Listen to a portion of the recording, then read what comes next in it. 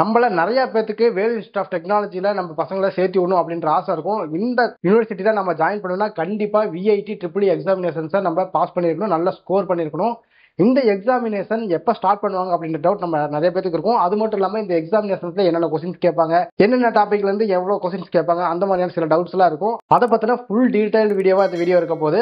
அதாவது VIT triple examinations எப்போ 2025ல start பண்ண போறாங்க அப்படின்னு நீங்க பாத்தீங்கன்னா ஏப்ரல் 21 and 27 பிட்வீன்ல கண்டக்ட் பண்ண போறாங்க. அதாவது 21ல இருந்து 27ஆம் தேதிக்குள்ள ஏதாவது ஒரு டேட்டா இருக்கும், அது என்ன கன்ஃபார்ம் பண்ணப்படல. இந்த எக்ஸாமினேஷன் பாத்தீங்கன்னா இந்தியாவில் மட்டும் இல்லைங்க, வேர்ல்டு லெவலில் இருக்கிற ஸ்டூடெண்ட்ஸ் வந்து எக்ஸாமினேஷன் அட்டெண்ட் பண்ணி இந்த காலேஜில் அட்மிஷன்ஸ் வாங்குவாங்க.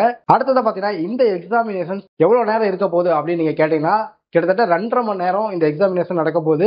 இந்த எக்ஸாமினேஷன்ல வர கொஸ்டின்ஸ் எல்லாமே பார்த்தீங்கன்னா சூசிட்டா தான் இருக்க போகுது. ஸோ நீங்க கரெக்டாக ஆன்சர் பண்ணீங்கன்னா உங்களுக்கு ஒரு கொஸ்டினுக்கு 1 மார்க் கிடைக்கும். இதே தப்பா ஆன்சர் பண்ணீங்கன்னா அதுக்கு வந்து உங்களுக்கு நெகட்டிவ் மார்க்கை மைனஸ் பண்ண மாட்டாங்க. ஸோ அப்படிங்கிறப்ப நீங்க தப்பா எழுதுறீங்கன்னா அதுக்கு எந்த ஒரு நெகட்டிவ் மார்க்கு கிடையாது. ஸோ நீங்க பயப்படாம இந்த எக்ஸாம் எழுதலாம். அடுத்தது பார்த்தீங்கன்னா எந்தெந்த சப்ஜெக்ட்ல இருந்து எவ்வளவு மார்க்கு கொஸ்டின் கேட்பாங்க அப்படின்ற டவுட் உங்களுக்கு இருக்கும். இதே நீங்க மேக்ஸ் குரூப் எடுத்து படிக்கிற ஸ்டூடெண்டா இருந்தா மேக்ஸ்ல ஒரு 40 கொஸ்டின் கேட்பாங்க, பிசிக்ஸ்ல 35 கொஸ்டின் கேட்பாங்க, கெமிஸ்ட்ரியில 35 கொஸ்டின் கேட்பாங்க, ஆப்டிடியூட்ல 10 கொஸ்டின் கேட்பாங்க, இங்கிலீஷ்ல 5 கொஸ்டின் கேட்பாங்க.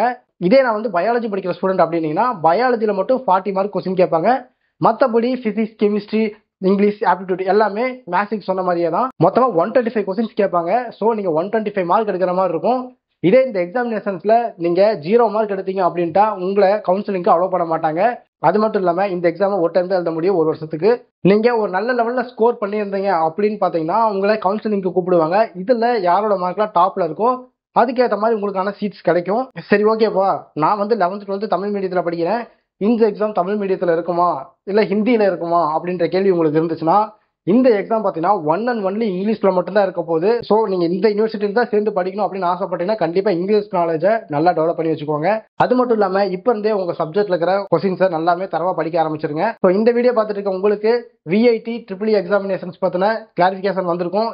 இதுக்கு மேலே ஏதாச்சும் டவுட்ஸ் இருந்தது அப்படின்ட்டா, அது மட்டும் இல்லாமல் இந்த யூனிவர்சிட்டி பற்றின டவுட்ஸ் இருந்தாலுமே சரி, இல்லை தமிழ்நாட்டில் இருக்கிற எந்த காலேஜ் பற்றின டவுட் இருந்தாலுமே சரி, கண்டிப்பாக ஸ்க்ரீனில் தெரிய நம்பரை கான்டாக்ட் பண்ணுங்க. நாம பார்த்தீங்கன்னா ஸ்டூடெண்ட்ஸ்க்கு ஃப்ரீ எஜுகேஷனல் கைடன்ஸ் கொடுத்துக்கிட்டு இருக்கோம். இந்த வீடியோ உங்களுக்கு யூஸ்ஃபுல்லாக இருந்தால் ஒரு லைக் பண்ணிட்டு நம்ம சேனலை சப்ஸ்கிரைப் பண்ணிடுங்க. தேங்க்யூ.